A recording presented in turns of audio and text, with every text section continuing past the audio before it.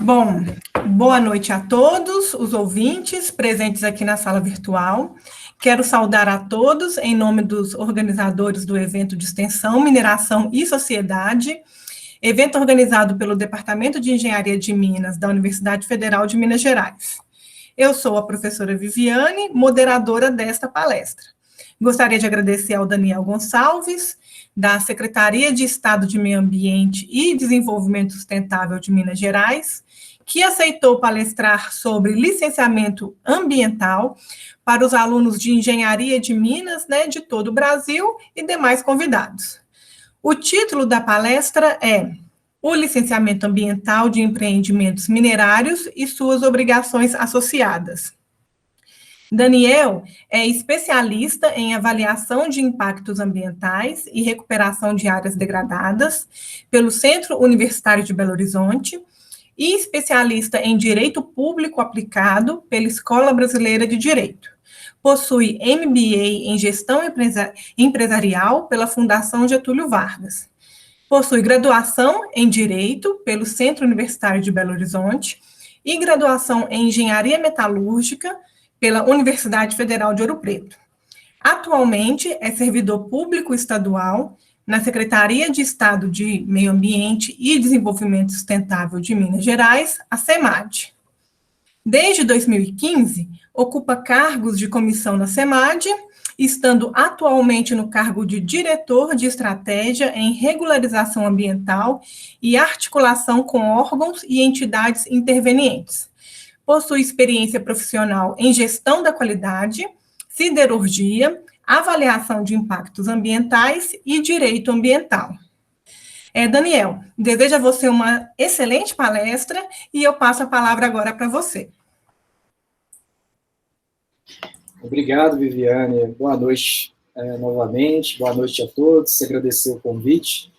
Gosto muito do meio acadêmico, acho que a prática, ela é muito complementada com a parte acadêmica, sempre prezei muito por isso.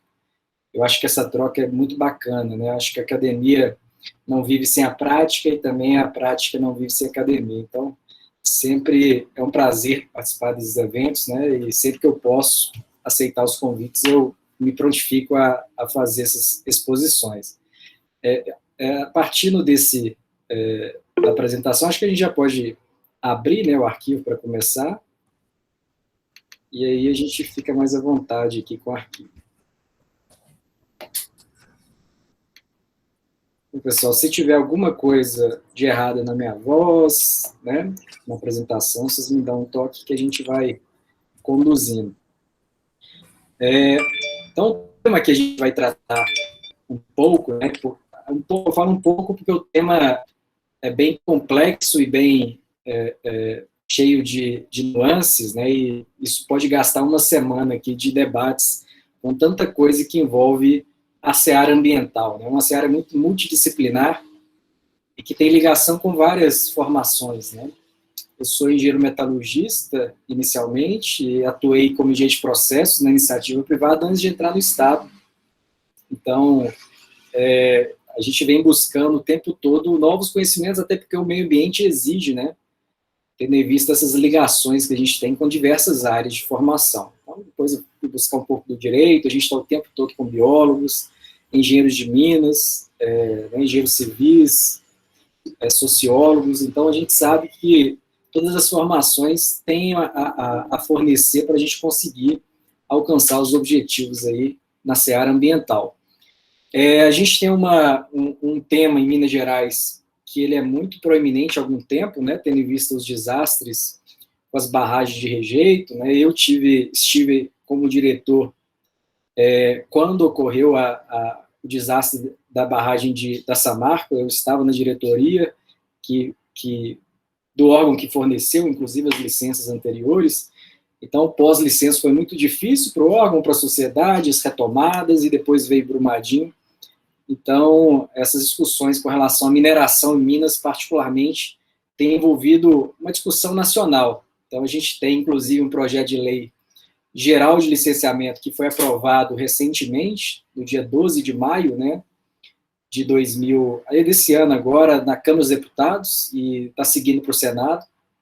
E tamanha discussão da mineração que houve a introdução de um artigo para tirar a mineração da nova Lei Geral do Licenciamento. Isso tem sido motivo de muita discussão, inclusive esse projeto deve voltar para novas discussões, tendo em vista as recentes discussões, né, relativas à mineração e o meio ambiente aqui em Minas também, né, que influencia muito a condução até nacional desse tema atualmente. Antes de adentrar aqui especificamente na apresentação, quem conduz o licenciamento ambiental no Brasil, a gente pode ter alguma dúvida, né, se isso é do IBAMA, se é do Estado, se é do município, e a gente tem uma particularidade, porque é falso a afirmação de que os empreendimentos de maior impacto, eles ficam a cargo do IBAMA, porque a repartição de competências na estrutura nossa, federada, né, entre IBAMA, estados e municípios, ela não se dá pela extensão do impacto. Tanto é assim que o desastre, né, da barragem de Samarco, ela foi para outro estado, para o Espírito Santo, e a competência é de Minas Gerais, né, do estado de Minas. Porque a distribuição da competência em matéria de regularização ambiental, especificamente licenciamento, ela obedece uma lógica da extensão geográfica do empreendimento. Então, quando você tem uma extensão geográfica que perpassa mais de um estado, aí sim, o IBAMA toma conta. Isso desde 2011, a gente tem esse regramento. Antes de 2011, a gente tinha uma divisão, sim, por grau de impacto.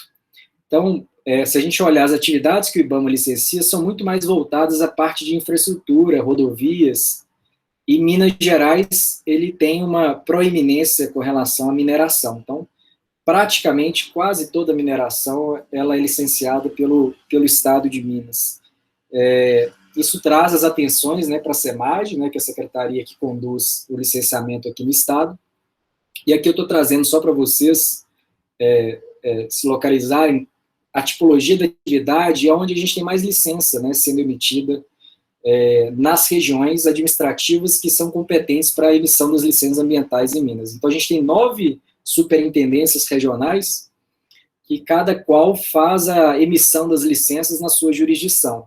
Então, a gente tem, por exemplo, né, as emissões das licenças que foram das barragens, que são mais notórias, da Central Metropolitana, onde eu estive na diretoria por 2 anos, né, então passei um pouco dessa fase difícil aí do Estado. Então, o Estado tem mais ou menos 30% das licenças que são emitidas envolvendo a mineração. Os outros 30% são compostas para atividades agro-silvopastoris. Então, e a gente tem uma parcela assim, considerável envolvendo mais ou menos 25% metalurgia, química, alimentícia, e algumas outras atividades aí de gerenciamento de resíduos, serviços que envolvem aterros, também postos de combustíveis, etc. Então, isso é só para mostrar que a mineração, né, ela tem uma proeminência na regularização ambiental em nível estadual, apesar do IBAMA ter algumas minerações grandes, né, que ultrapassam o limite geográfico de Minas, mas o foco realmente da mineração fica a cargo do Estado de Minas. E aí, só para entender o licenciamento, né, o assunto principal, que a gente vai tecer alguns comentários, o licenciamento ambiental no Brasil e como no mundo todo, ele é influenciado pela política nacional norte-americana. E a política nacional norte-americana, ela é datada de 1969, com vigência a partir do dia 1º de janeiro de 70. E foi essa política nacional norte-americana que influenciou a Europa e os países da América a instituírem as avaliações de impacto ambiental nos procedimentos, nos atos autorizativos, né? No Brasil, a gente começou a licenciar em nível estadual, no Sudeste, Rio de Janeiro, Espírito Santo, Minas Gerais, São Paulo, Bahia, e depois, em 1981, que a gente teve a consolidação na lei, né, lá no artigo 9º da Política Nacional do Meio Ambiente, que essa lei, ela institui uma política nacional, né, constituindo órgãos para fazer essa política.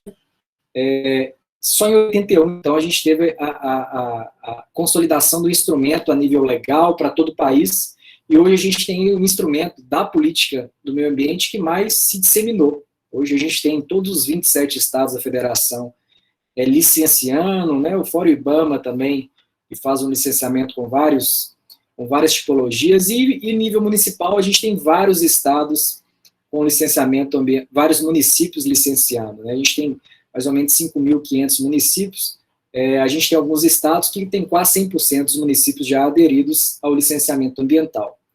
Isso de um ponto mostra a importância do instrumento, mas de outro ponto mostra a fragilidade também da política ambiental por se apoiar em avaliações muito pontuais, né, que estão alocadas nos projetos já em execução, mas não nas políticas públicas, né?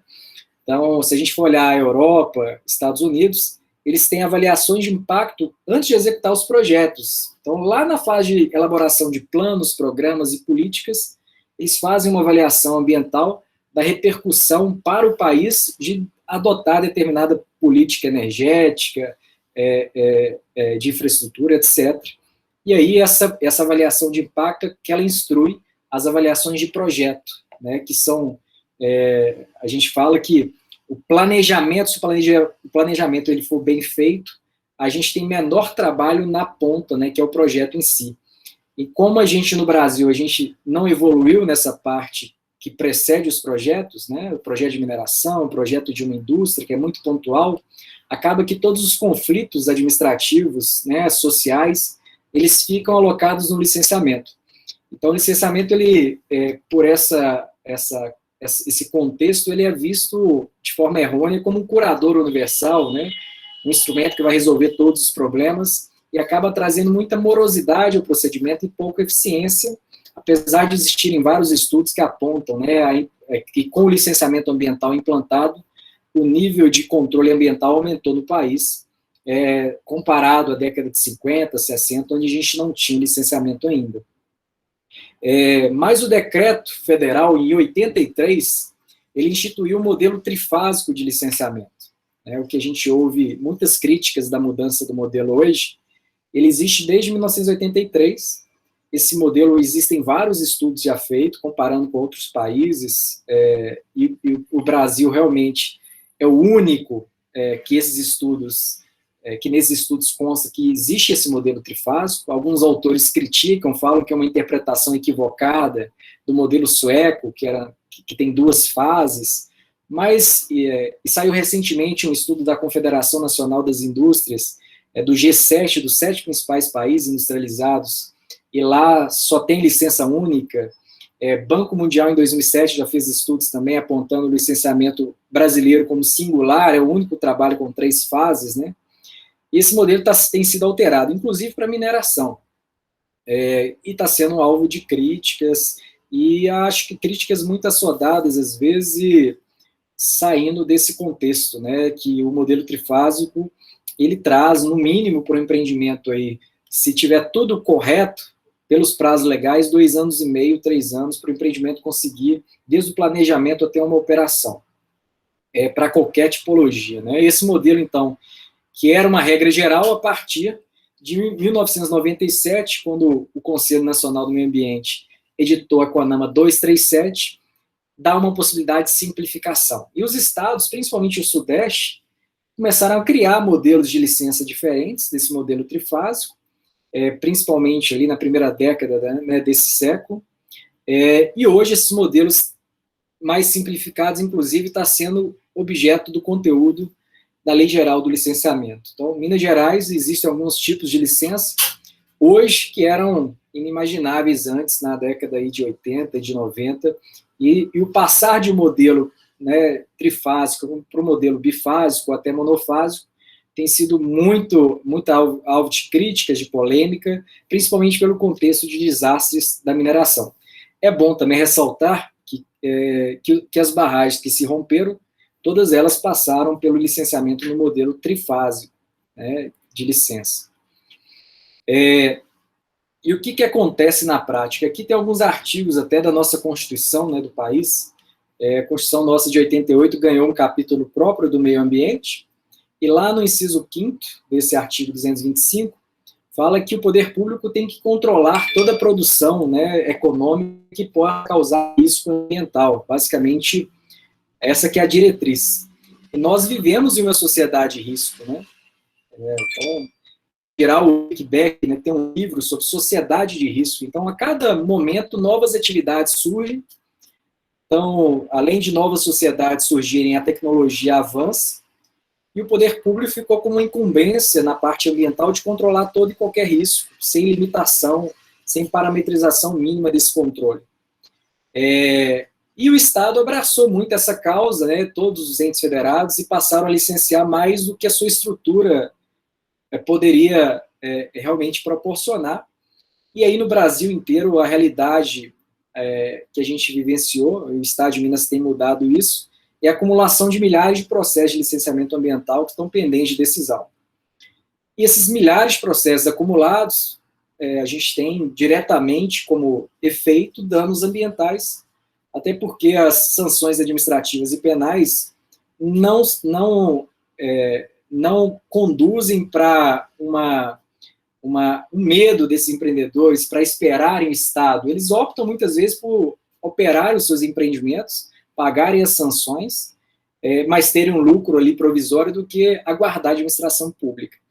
E, de outro lado, a própria Constituição, lá no artigo 170, que fala da ordem econômica e financeira no país, ela fala que as atividades econômicas elas devem ser controladas de forma excepcional. E, atualmente, né, o modelo até político e econômico mais de liberalismo, né, neoliberalismo, até nacional e no mundo também, ele tem conduzido por um licenciamento não tão envolvente, nem não tão abrangente como até o então praticado, mas sim um licenciamento mais seletivo, ou seja, focar naquelas atividades que têm realmente mais potencial de causar impacto à sociedade, e para outras atividades usar de outros instrumentos de controle, principalmente instrumentos de gestão, né, instrumentos econômicos, e que a gente tem algumas outras possibilidades de controle, mas não exatamente para o poder de polícia, como o licenciamento é um instrumento de poder de polícia. Então, isso está sendo alterado, a flexibilidade que a Constituição nos dá para caminhar desde uma intervenção máxima, pela dicção do artigo 225, até para uma intervenção seletiva, tendo em vista a proeminência do impacto ambiental. Então, essa política nacional do meio ambiente, ela colocou os instrumentos, né, que estão à disposição do Estado para tentar controlar essas atividades. E o licenciamento, como eu disse, é o instrumento que mais que mais teve confiança, né, então que mais foi expandido ao longo do tempo. A meu ver, né, isso tirou a atenção de outros instrumentos que são importantes, como o zoneamento econômico e ecológico.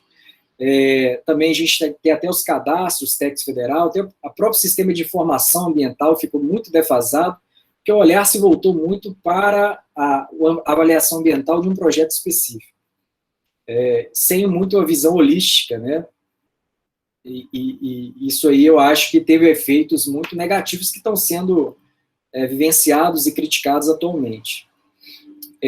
Então, o modelo de licenciamento hoje, a gente tem alguns tipos de modelo, tendo em vista essa mudança de contexto. Então, a gente tem um licenciamento que é voltado aos grandes empreendimentos que causam impacto ambiental relevante, como é a mineração via de regra. Esses licenciamentos, eles têm estudos ambientais, desde o estudo mais complexo, que é o estudo de impacto ambiental e o relatório de impacto ambiental, que são aqueles empreendimentos com significativo potencial de degradação ambiental. Então, a mineração entra, sim, boa parte dos empreendimentos minerados como de significativo impacto, por vários tipos de impacto que a mineração proporciona, né? Desde um rebaixamento de lençol freático, até a poluição por particulados, até o aspecto visual de uma mineração é muito chamativo, né? Então, ele entra nesse licenciamento, via de regra, com estudos ambientais. A gente tem um licenciamento sem estudos ambientais, que é um licenciamento documental, onde a gente tem uma presunção de impacto, tendo em vista que algumas atividades, apesar do impacto ele ser muito local, né, se mudar de um lugar, o impacto muda, pela história de algumas atividades, por exemplo, poço de combustível, você consegue, de antemão, estabelecer alguns condicionamentos gerais para aquela atividade que tira uma necessidade de realizar um estudo específico para ela. Então, existem hoje alguns tipos de licença sem avaliação de impacto, existe inclusive, que está sendo muito polêmico, com alguns controles até pela nossa Suprema Corte, né, o STF, que é aquele licenciamento autodeclaratório, que você não tem nem avaliação do órgão, o empreendimento autodeclara algumas condições e ele preenche um termo de compromisso, se comprometendo ali a cumprir algumas obrigações ambientais. Isso existe em Minas Gerais, existe em vários estados, Ceará, Bahia, e o projeto de lei geral do licenciamento é um ponto polêmico, cria esse licenciamento autodeclaratório como uma opção para os empreendimentos de baixo impacto, e aí a gente não está falando aqui especificamente da mineração. Apesar de alguns tipos de extração mineral, haver algum tipo de enquadramento nesse licenciamento autodeclaratório, por exemplo, extração de areia, extração de argila, extração de água mineral, e alguns entes federados têm tratado isso sem estudo ambiental, que é um ponto também polêmico, mas isso está acontecendo na prática, até porque há essa discussão, então, dentro da mineração de algumas tipologias que são consideradas com menor impacto, né? Por exemplo, uma lavra de minério de ferro, onde você tem um impacto realmente, que esse é indiscutível. Então, a gente tem alguns instrumentos, né, que estão lá na Política Nacional do Meio Ambiente. O licenciamento ambiental é um dos instrumentos, que é diferente da avaliação ambiental. Então, a avaliação ambiental de projeto, no Brasil, ela é conduzida junto do licenciamento, mas são dois instrumentos diferentes. Então, a gente tem uma avaliação de impactos, que é um documento, né, que envolve diagnóstico da área, envolve, por exemplo, no caso do estudo mais complexo, alternativas tecnológicas, alternativas locacionais. Mineração é um pouco difícil, essa parte locacional, que a gente tem uma rigidez do minério, né? Então, às vezes, não dá para escolher a área, mas dentro da possibilidade de escolha, esses estudos têm que contemplar algumas alternativas, né? A mensuração desses impactos, as condicionantes para mitigar os impactos, isso que é um estudo ambiental. Então, a gente tem várias possibilidades de estudos. Esse relativo ao licenciamento é um estudo de projeto, mas, como eu falei, existem os estudos mais macro, de política pública, que a gente chama de avaliação ambiental estratégica. A gente tem estudos que envolvem vários projetos, por exemplo, de uma bacia hidrográfica, que não é conduzido no licenciamento, que é as avaliações ambientais integradas, e aí são muito famosas algumas avaliações que são feitas para o setor hidrelétrico, especificamente, e algumas, e aí quando a gente junta o licenciamento com o estudo de impacto, a gente tem aqui nesse meio, né, o licenciamento ambiental conduzido no país. Fora do país, eles conhecem muito mais a avaliação de impacto, dão muito mais valor ao conteúdo do que a forma, que é a licença. No Brasil, a gente vê um pouco a condução para a licença, tanto que a gente tem um projeto de lei geral de licenciamento ambiental. Fora do país, a gente não tem isso, a gente tem um projeto, leis gerais de avaliação de impacto. Então, ainda a gente dá muito mais proeminência para a forma do que para o conteúdo, que eu acho também que é uma crítica, né, que a gente pode fazer acadêmica, que é muito mais importante o conteúdo, né, a avaliação de impacto em si, do que ser uma licença trifásica, monofásica ou bifásica, que é a discussão que está tendo, inclusive, no Congresso. Está se perdendo um pouco da discussão de conteúdo, e o mundo inteiro faz uma discussão mais voltada ao conteúdo. E aí, já fazendo a ligação aqui da parte do direito minerário para proteção ambiental, usando um pouquinho, né, da parte jurídica, não vou entrar nesse mérito tão aprofundado, mas é bom que a gente conheça que a nossa Constituição ela dá muito valor para a mineração, né, como atividade de interesse nacional. Então, a gente tem, na prática do licenciamento, várias regras gerais que são mitigadas à mineração, apesar do seu impacto significativo. Então, tem algumas áreas, por exemplo, de preservação permanente, que atividades em geral não podem intervir, mas que a mineração pode intervir com alguns pressupostos, né? A supressão de Mata Atlântica, por exemplo, a gente tem dispositivos específicos para mineração, que ao mesmo tempo que força a avaliação de um estudo, né, por meio de um estudo ambiental, flexibiliza para mineração a intervenção em determinados casos. Isso tendo em vista a relevância que é o bem mineral para o país. não esquecendo que o bem mineral é um bem ambiental também. E aí essa relação, ela já existe sem a gente precisar explicar muito, né? Então, o bem mineral é importante, né, para os serviços, né, que a população hoje faz uso, para a nossa balança comercial, então é importante, imensa. Hoje em dia, é difícil a gente imaginar nós convivermos sem a mineração, é uma atividade essencial. Em contrapartida, a gente tem os impactos que são indiscutíveis da atividade minerária. Então, a relação entre a mineração e o meio ambiente é uma relação sempre muito conflituosa, e alguns autores até discursam que não existe mineração sustentável, da qual eu até discordo, né, porque a sustentabilidade não tem a ver com a intocabilidade do meio ambiente, né, mas tem a ver do uso do meio ambiente de uma forma racional, com o menor impacto possível, e de uma forma a conservar o meio ambiente para as gerações que estão aí por vir. Então, dentro desse contexto, eu acredito sim numa possibilidade de convergência entre meio ambiente e mineração, sim, apesar das críticas. Mas o importante que eu tentei trazer nesse slide é que a União ela é competente, né, para estabelecer a legislação relativa à mineração. Então, até por isso que a gente tem uma agência, né, que é a Agência Nacional de Mineração, que cuida das regras relativas ao usufruto ali dos direitos minerários, né, portaria de lavra,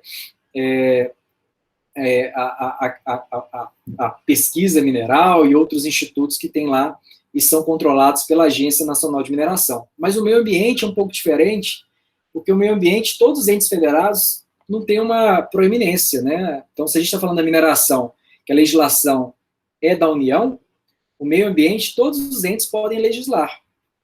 Inclusive, nós podemos, e o Poder Judiciário já testou essa possibilidade, de, numa unidade de conservação, a gente vedar o uso, a mineração, né? Vedar que a mineração ela se instale em uma unidade de conservação. Então, inclusive, a gente tem desde que em determinadas condições, o meio ambiente colocando regras de onde pode minerar e onde não pode minerar. Né? Então, a gente tem essas interferências, e cada órgão cuidando da sua alçada. E apesar da União, né, por meio da Agência Nacional de Mineração, o Ministério de Minas e Energia, ser responsável por legislar, outorgar os direitos de uso, né, dos recursos minerais, os estados também têm a responsabilidade de fiscalizar as concessões de direito, né? Só que a gente não tem um órgão específico para fazer essa fiscalização das concessões. Então, os órgãos ambientais, eles têm uma integração com os aspectos que envolvem o direito minerário. Então, as fases do direito minerário, elas conversam. Apesar da gente ter independência do direito minerário, a gente não tem total isolamento. Por vários motivos, né? Como eu disse, o bem mineral é um bem ambiental, só por isso essa relação já é direta. Então, até por segurança, né, a gente tem uma condução do direito minerário de forma paralela, independente, né, mas articulada, ou seja, as informações migram de uma área para outra. Então, as informações relativas, por exemplo, à segurança de barragem, as fiscalizações que são feitas pela Agência Nacional de Mineração, elas também são registradas no órgão ambiental. As licenças ambientais emitidas por nós, né, pelo Estado, a Agência Nacional de Mineração também quer saber se eles estão regulares ambientalmente.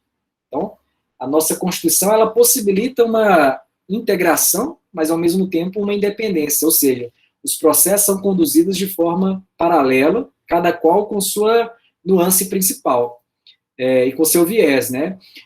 A questão da mineração na ANM é muito mais voltada à concessão de um direito, né, de um bem, que é de responsabilidade de gestão da União para um particular, né?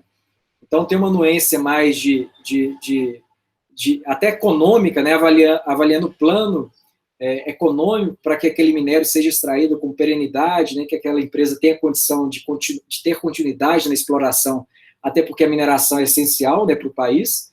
E sobre o viés ambiental, é uma avaliação de impactos socioambientais. Até por isso tem uma certa confusão, né, na mídia, entendendo que o órgão ambiental ele tem que fiscalizar o aspecto de segurança de barragem. Até a nossa lei de barragem ela tem sido objeto de crítica pela pressão social, que entendeu um pouco errado, na minha opinião, as diferenças de competência que a gente tem entre a Agência Nacional de Mineração e órgãos ambientais. Então, nossa fiscalização está muito voltada mais para os aspectos socioambientais. É claro que existe um risco ambiental na estrutura, né, na mineração em si, mas não é um foco do aspecto estrutural, né, mas sim dos efeitos de uma operação regular, os efeitos socioambientais, que são aqueles que são conduzidos com olhar no licenciamento ambiental. Então, aqui tem fluxos, né? Tentei mostrar aqui alguns fluxos do licenciamento ambiental, que é um processo administrativo, onde a gente tem interveniências de vários atores. Então, a gente tem os órgãos de patrimônio cultural, o IPHAN, né, que é o órgão de patrimônio cultural na esfera federal, o IEFA, a FUNAI, né, que cuida dos direitos indígenas, a gente tem a Fundação Cultural Palmares, os quilombolas, eles participando das nossas análises de impactos socioambientais. E no final a gente tem uma licença ambiental que autoriza, a nossa licença ambiental, ela não autoriza a instalação e a operação, que é o nome dela. Ela autoriza que, se todas as autorizações que aquela atividade tem que obter, elas estiverem ok, ambientalmente, ela pode operar e ela pode se instalar. Mas a licença ambiental por si só, ela não tem o condão de autorizar que aquele empreendimento minerário se instale e se opere por si só. E aí, só tentando contextualizar isso que eu estou falando para a prática, a última barragem, né, que se rompeu, a barragem de Brumadinho, o órgão ambiental tinha emitido uma licença em dezembro do ano anterior, possibilitando que aquela barragem, a gente retirasse os rejeitos da barragem e depositasse eles em baias que passariam por um processo, né, de beneficiamento para tentar aproveitar os percentuais de minério de ferro. E aquela autorização ela foi concedida, mas ela também, além daquela autorização, era necessária uma autorização da ANM. Então, a atividade licenciada ela nem chegou a ser executada por causa disso. A parte ambiental ela não tem a intenção, a finalidade de autorizar a atividade, mas ela tem a intenção de falar que aquela atividade, se todas as autorizações tiverem sido concedidas, ela ambientalmente ela pode ser executada. E aí se confunde um pouco a finalidade da licença com realmente a análise pela qual a gente conduz o licenciamento, que não tem esse viés nunca de autorizar a operação e instalação por si só. Essas confusões elas são muito comuns na prática e na boca aí da mídia e da sociedade em geral, porque isso até a certo ponto ele é complexo, né? Se a gente olhar que a mineração, o mais próximo que a gente tem da sociedade é a licença ambiental, é muito difícil de compreender que quem avalia a segurança da barragem, né, a legislação sempre indicou dessa forma, é a Agência Nacional de Mineração. Então, a sociedade conhece a licença ambiental, mas outorga direito minerário, às vezes, não conhece tanto. Então, joga uma responsabilidade para o licenciamento que, às vezes, não tem, né? E a gente teve, recentemente, a extinção do Departamento Nacional de Produção Mineral, né, constituição da Agência Nacional de Mineração. Então, a gente vê que as competências, pela Lei 13.575, são muito diferentes da competência dos órgãos ambientais. É claro que todas as decisões envolvem política, né? A gente está numa administração pública onde a gente tem uma análise técnica de ambos os setores. Então, os órgãos ambientais, a equipe faz uma análise voltada aos aspectos sociais e ambientais. Então, a questão de empregabilidade, a questão de arrecadação tributária não é matéria de análise técnica, mas, ao final, a decisão sobre a licença não é uma decisão estritamente técnica. Você tem um conselho onde você tem representantes da sociedade, do poder público, inclusive dos empreendedores também. Então, a gente tem uma decisão política que é embasada numa decisão técnica. Então, só coloquei essa diferenciação, porque ela é importante, porque, às vezes, os pareceres técnicos, eles não são considerados na decisão final. Não são considerados, não é a palavra correta. São considerados, mas a decisão final não é a decisão que está sugerida no parecer. Mas o sistema funciona dessa forma, isso é legítimo. Inclusive, nos Estados Unidos, a gente tem uma regulação parecida, falando que as avaliações de impacto não envolvem aqui questões relativas à economia e relativas aos aspectos sociais, mas mais voltadas ao aspecto do meio natural, né, da relação da sociedade com o meio natural. Não quer dizer que a decisão quanto à autorização da licença, né, a autorização em si não envolve questões políticas. Então, as competências dos órgãos ambientais e com relação à Agência Nacional de Mineração, a gente já consegue ver essas diferenças aí de condução dos procedimentos administrativos. E a atividade, e a legislação minerária, ela também, ela fornece, por alguns dispositivos, essa necessidade das atividades estarem regulares ambientalmente. Então, a Lei 7.805, por exemplo, ela fala que a lavra garimpeira depende do licenciamento ambiental. O artigo 16 da mesma lei fala que a concessão de lavra depende do licenciamento ambiental. O artigo 17 fala que a mineração em área, em unidade de conservação, né, elas devem ser autorizadas pelos órgãos gestores dessas unidades. Então, a gente vê que a própria legislação minerária, ela atribui uma necessidade de quem conduz os processos minerários terem uma atenção voltada também para o meio ambiente. Senão eles não vão conseguir, né, a regularidade também na alçada da legislação minerária. Inclusive, lá no próprio Código de Minas, a gente tem uma obrigação, né, dos mineradores de proteger e conservar as fontes de água, de evitar a poluição do ar e da água, etc. Então, é importante isso, né? E quando a legislação minerária ela não obriga a obtenção do licenciamento ambiental, a própria legislação ambiental obriga. Então, existe, por exemplo, uma resolução do Conselho Nacional do Meio Ambiente falando que a pesquisa mineral com guia de utilização, ela também precisa do licenciamento ambiental. Em Minas Gerais, existe, inclusive, a previsão da pesquisa mineral sem guia, onde você não tem extração, mas onde você tem supressão de vegetação de Mata Atlântica, em estágio médio avançado de regeneração, também é passível de licenciamento ambiental. Então, aqui é só para mostrar a integração das áreas, né? A gente tem uma situação ainda não regulamentada no Brasil, que é o licenciamento ambiental da mineração em terras indígenas, que, inclusive, ela, pela Constituição do nosso país, depende de autorização do Congresso Nacional, é uma decisão política, apesar de ser instruída também com estudos ambientais, que depende de regulamentação.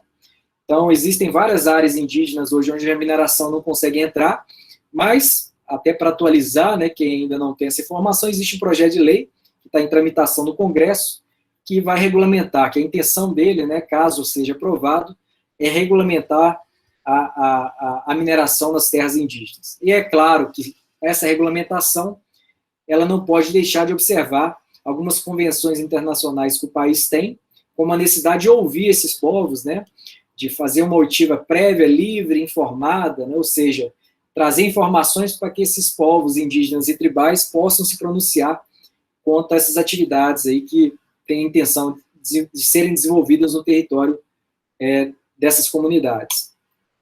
E aqui, já passando para o modelo de licenciamento em Minas Gerais, a gente teve uma mudança recente. Então, quando eu falei lá do modelo trifásico de licença, a gente já vê que o modelo trifásico ele já está sendo compartilhado pela lei, Lei Estadual 21972, desculpa, tá, pessoal, saiu errado, Lei 21972, de 2016. Então, já tem 3 modalidades. Então, o licenciamento trifásico, ele é compartilhado aqui em Minas com o licenciamento concomitante, onde você une as fases de licença, e o licenciamento simplificado. Em termos numéricos, o trifásico, ele é 1% das licenças emitidas em Minas. Olha como mudou, né? Aquele procedimento que era regra em Minas virou 1%, apesar do IBAMA ainda trabalhar muito com esse modelo trifásico, e o projeto de lei geral vem consolidar essas mudanças. Então, aquele viés onde aquele empreendimento, antes de ter um projeto executivo, como a mineração, apresentava um projeto básico, onde era testada a viabilidade, a localização, né, futura daquele projeto, e aí a gente emitiu uma licença só para avaliar essa viabilidade, sem que esse empreendedor não pudesse fazer nada naquele território ainda. Depois dessa licença, que tinha duração de 5 anos, esse empreendedor entrava com um novo processo, E aí já com projeto executivo, por exemplo, a mineração já com todos os controles planejados, aí você fornecia a possibilidade de se instalar. Essa licença durava até 6 anos. E aí depois, quando ele quisesse operar, ele entrava com um outro processo, onde a gente atestava que as instalações foram feitas conforme os projetos, os controles ambientais implantados, e dava o direito dele a operar. E aí essa licença tem um prazo de 4 a 10 anos. Esse modelo concomitante, por exemplo, que é adotado aqui em Minas, está sendo replicado praticamente no país inteiro, e a mineração, ela também passa por essa mudança, então tem boa parte da mineração saindo com o modelo concomitante. O empreendedor já entra com o projeto executivo, e essa licença já pode ser deferida para que ele se instale e opere ao mesmo tempo, ou que ele se instale e depois ele entre com um processo só para operar, diminuindo as fases que ele levava, né, o tempo, até ele obter a regularidade ambiental. Então, é um modelo aí que deve ser observado. Em Minas Gerais, a rigidez do processo, ou seja, para saber se ele vai passar por um procedimento trifásico, concomitante ou simplificado, 3 fatores são levados em consideração. Primeiro, é o porte desse empreendimento. Então, lá na norma de Minas Gerais, que é a deliberação normativa 217 de 2017, a gente tem 237 códigos de atividades econômicas, né? Então, a minerária tem vários códigos também, onde elas são divididas por porte. Por exemplo, a lavra de minério de ferro. Então, a gente tem um porte que varia de pequeno, médio e grande, de acordo com o parâmetro que vai associado a esse porte. Então, cada código tem um parâmetro. Então, a lavra, por exemplo, pode ser tonelada ano, minério de ferro, né? A gente tem uma unidade de beneficiamento mineral, que pode ser também sobre a mesma lógica, né? De metro cúbico por ano, ou tonelada ano, a depender do tipo de minério extraído. Isso é uma das partes avaliadas para dar rigidez do licenciamento. A outra é o potencial poluidor, que é inerente à tipologia da atividade. Então, cada atividade tem um potencial abstrato de poluir o ar, né, o solo, e também poluir, né, a água. Então, também esse potencial poluidor pode ser grande, pequeno ou médio, a depender do tipo da atividade, e a localização. Então, se tiver uma proximidade com uma unidade de conservação, ou uma região que tem um atributo ambiental relevante, a gente pode ter uma rigidez de processo maior, e esses 3 fatores conjugados vai levar um licenciamento trifásico, bifásico, monofásico ou simplificado em Minas. E aí, mais ou menos, essa tabelinha, né? Então, a gente tem um potencial poluidor degradador geral que está associado ao código da atividade. A gente tem um porte que, a depender da conjugação entre potencial poluidor e porte, a gente fornece uma classe que varia de 1 a 6, e essa classe associada a esses critérios locacionais, que são 11 em Minas Gerais. Então, você tem unidade de conservação, corredor ecológico, áreas de sítio Ramsar, que é uma área de importância relativa à umidade, né, atestada em várias convenções internacionais sobre meio ambiente, curso d'água de classe especial. Então, a depender do porte, do potencial poluidor, da localização, a gente dá a rigidez da licença, o procedimento que ele tem que passar para obter a licença ambiental dele. Então, é tipo uma tabelinha periódica, tá, pessoal? É claro que ela não vai para o centro aqui, é o contrário, né? É para a direita. Então, quanto mais à direita e para baixo aqui, né, não para o centro, a gente pode migrar de um licenciamento simplificado, via cadastro, aquele autodeclaratório, até um licenciamento, né, via relatório ambiental simplificado, que é um estudo bem mais sucinto, até o licenciamento convencional com uma fase, que é LAC 1, com 2 fases, que é LAC 2, ou um LAT, que é com 3 fases. A mineração está concentrada de LAC 1 até LAT. Então, por exemplo, barragem, a lei de barragens obriga que seja o licenciamento trifásico. Mas você tem o licenciamento de unidades, por exemplo, de beneficiamento mineral, que você pode fazer pelo licenciamento concomitante, de acordo com a tabela aqui de enquadramento. O modelo de licenciamento ambiental de Minas é um modelo hoje eletrônico. Então, o empreendedor faz o peticionamento e obtém a licença e conversa com o Estado, né, complementando informações, tudo de forma eletrônica. Então, a gente teve uma redução de prazo muito grande com isso de licenciamento. Pela implementação do sistema de licenciamento ambiental, hoje, Minas Gerais é o ente estadual, tem mais celeridade na emissão das licenças ambientais, o tempo médio é mais reduzido, o Espírito Santo está em segundo, né, o segundo estado, mas o procedimento eletrônico de regularização ambiental trouxe uma queda dos prazos muito grande. Então, o que acontecia na prática? Só para vocês tentarem enxergar isso também, algumas críticas são feitas também na mídia, né, com relação aos prazos de licença. Minas Gerais, a gente tem formações acadêmicas em todo o estado. Então, o concurso que eu fiz, né, lá em 2013, houve contratações de diversas formações. Então, engenheiro de Minas era uma delas. Eu sou engenheiro metalurgista, né? Só que o estado não consegue ter formações acadêmicas, é claro que isso seria o ideal, em todas as porções territoriais, até porque a gente tem algumas regiões onde determinadas tipologias de atividade são executadas com mais proeminência. Então, a gente tem o Triângulo Mineiro, onde a gente tem várias atividades agro-silvopastoris, né? Então, a gente tem formações voltadas a essa área. Aqui na região central, a gente tem formações, né, por exemplo, a indústria metalúrgica, os engenheiros metalurgistas, os engenheiros de Minas. Quando a gente tinha um processo físico, às vezes aparecia uma mineração em uma região que você não tinha tanto a formação acadêmica, que esse processo tinha que migrar fisicamente para a contribuição de um analista e o processo ia via carro mesmo. Então, o carro chegava lá, né, o automóvel chegava lá, buscava um processo fixo, ia lá para uma outra regional, o analista contribuía, voltava para outra regional. Então, trazia também morosidade. As pastas passando de uma área para outra dentro de uma unidade administrativa é um modelo que traz muita morosidade também ao licenciamento. Hoje em dia, toda a tramitação das informações são eletrônicas. Então, até para a academia, até vou mostrar isso para vocês, você consegue acessar todos os estudos ambientais, todas as informações dos processos de licenciamento, tudo de forma online, porque o procedimento ele tramita online. Então, dá mais transparência também para a informação e uma possibilidade de controle também da academia, da sociedade, caso, né, realmente a informação tem que chegar, que isso existe. Mas o procedimento eletrônico, além de agilizar, possibilita um controle. Então, o licenciamento em Minas, ele avançou muito nesse sentido. Então, a gente tem o peticionamento online, a tramitação online e a emissão da licença online. Isso acontece num portal que a gente chama de ecossistemas. Outros procedimentos ambientais estão se tornando eletrônicos também, então a gente tem um sistema de outorga de recurso hídrico para ser lançado também esse ano.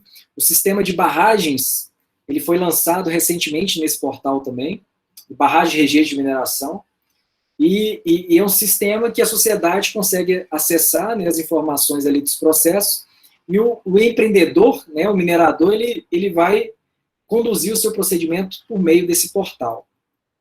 Essa é a cara do portal, tá, pessoal? A gente tem aqui um item de acesso ao cidadão. Se vocês entrarem, vocês conseguem fazer pesquisa das informações da mineração, etc., inclusive do georreferenciamento da atividade, de cada atividade ali que pediu a licença ambiental, né? Como que foi conduzida, se foi deferida, se foi indeferida, o conteúdo dos estudos, dos documentos em gerais. Então, isso já tem publicidade. Então, é nesse portal que esse empreendedor, ele faz o acesso, libera o seu CPF desse responsável legal, e ele que faz o peticionamento. Na parte ambiental, qualquer atividade, inclusive a minerária, né, ele faz um georreferenciamento do local onde ele vai empreender, e para que ele consiga formalizar o processo de licenciamento ambiental, ele tem 10 etapas a percorrer. Então, ele fornece uma série de informações, né? Desde informações relativas à supressão de vegetação, aos vínculos com relação à Agência Nacional de Mineração, então tem lá o número de processo da ANM, então tem uma série de etapas que ele precisa percorrer para que ele consiga formalizar o seu pedido para obter a licença ambiental. Então, isso tudo de forma online, que ocorre hoje no Estado. A gente tem uma outra infraestrutura de informação, que é a IDS Zema. A gente tem hoje Começamos aí com 300 camadas de informação geográfica, mas hoje a gente está perto de 600 camadas, mais de 500 camadas de informações ambientais. Então, quem quiser fazer trabalhos acadêmicos na parte ambiental, também relacionar com a mineração, a gente consegue ver hoje, né, os atributos ambientais georreferenciados por meio dessa plataforma, a IDS-ZEMA. Ela é acessada por todo mundo, então todos os continentes, pelo IP, a gente consegue visualizar, né? O mundo inteiro acessa, o número de acessos, né, são milhares de acessos mensais, para acessar as informações ambientais de Minas Gerais, né, para saber como que a determinado empreendimento ele está sendo implantado e operado, tendo em vista o seu entorno, né? E para que o empreendimento ele consiga também se regularizar ambientalmente, ele tem que acessar a IDS-ZEMA e ele consegue testar os fatores locacionais, né? Ele consegue ver se a região onde ele escolheu é uma região que tem uma fragilidade ambiental ou não, e aí ele consegue já ter uma noção de rigidez do procedimento, né? Tendo em vista a localização que ele escolheu. A mineração é difícil falar de escolha, porque por causa da rigidez locacional, mas mesmo assim, abrindo as camadas que estão disponíveis aqui na IDS-ZEMA, a gente consegue ver terra indígena, quilombola, são várias, são mais de 500 informações, que podem influenciar na mineração naquela região e que os mineradores têm que tomar esses cuidados, porque o órgão ambiental vai ter essa visão antes de emitir a licença ambiental, né? E a mineração, ela tem algumas obrigações associadas à licença, que também tem lastro na própria Constituição do país, né? O nosso capítulo de meio ambiente, o artigo 225, ele fala que, já tem um parágrafo específico que fala que a mineração, ela precisa ter um plano para recuperar as áreas degradadas. Então, a recuperação de áreas degradadas por parte dos empreendimentos minerários tem lastro na Constituição, independe de lei. Então, desde 88, quando a gente entra com o processo de mineração, existe lá já um planejamento para recuperar aquela área, quando aquela mineração, né, já exauria ali o interesse econômico sobre aquela mina, sobre aquela jazida. Então, isso já tem lastro, inclusive, na Constituição. A Política Nacional do Meio Ambiente fortalece a necessidade de recuperar a área degradada. A gente tem um decreto desde 1989 que obriga, no estudo ambiental, já prevê, né, esse plano para a recuperação da área degradada. E aí vocês podem perguntar, né, mas toda atividade você tem um nível de degradação. Tem. Mas a mineração, ela é considerada tão importante, mas ao mesmo tempo tão degradante, que tem vários dispositivos obrigando a elaboração do plano para que você consiga pedir a análise de viabilidade da sua licença. E aqui é interessante, a gente está falando de uma atividade que nem se instalou ainda, e a legislação já obriga um planejamento para recuperação da área. É claro que ao longo do licenciamento, ao longo da vigência do empreendimento, esse plano ele vai sofrendo alterações, eles vão sofrer, inclusive, mudanças de uso futuro, né, que inicialmente era imaginado, pode se mudar, mas o importante é ter um planejamento de recuperação, isso tem que ser apresentado para o órgão ambiental, né? Aqui em Minas Gerais, a gente tem uma normativa que trata da paralisação temporária da atividade minerária, da recuperação de área degradada e também de um plano para o fechamento de mina. Até na legislação minerária, a gente tem no artigo 5º, parágrafo 3º, um conceito lá de fechamento de mina, e a gente vê que envolve várias atividades, onde a recuperação de área degradada é só um dos itens. Mas a gente tem uma análise econômica, social, para a gente fechar, né, aquele empreendimento minerário. Então, Minas Gerais editou uma norma, que é essa deliberação normativa de 2018, que para aqueles empreendimentos minerários que são classificados de acordo com esses pressupostos, né, de porte, potencial poluidor e critérios locacionais nas modalidades mais rigorosas, eles devem apresentar o plano de fechamento de mina, que é o PAFEM. Agora, em determinado range, né, os empreendimentos são menos degradantes, eles podem apresentar somente o plano de recuperação da área degradada, que tem um escopo mais reduzido. E também essa mesma deliberação normativa fala que se uma atividade minerária paralisar temporariamente, ela tem que ter um relatório com algumas medidas, né, com vários dados para serem apresentados, para que o controle ambiental não seja descontinuado enquanto está paralisada aquela atividade minerária. Então, o plano de fechamento de mina, ele é usado para os empreendimentos de maior porte, né, que tem uma maior rigidez no licenciamento ambiental. E ele tem um escopo muito mais amplo. Inclusive, aqui está a diferença, né? Já focando aqui no PRAD, são empreendimentos classe 1 e 4, que vierem encerrar a atividade. O PAFEM são empreendimentos classe 5 e 6. Ele tem maior amplitude, envolve não só a recuperação do meio natural, especificamente como o PRAD, né? Mas também a questão até de alocação de mão de obra daquela mineração que vai ser descontinuada, de um uso social para aquela área que era minerada, né?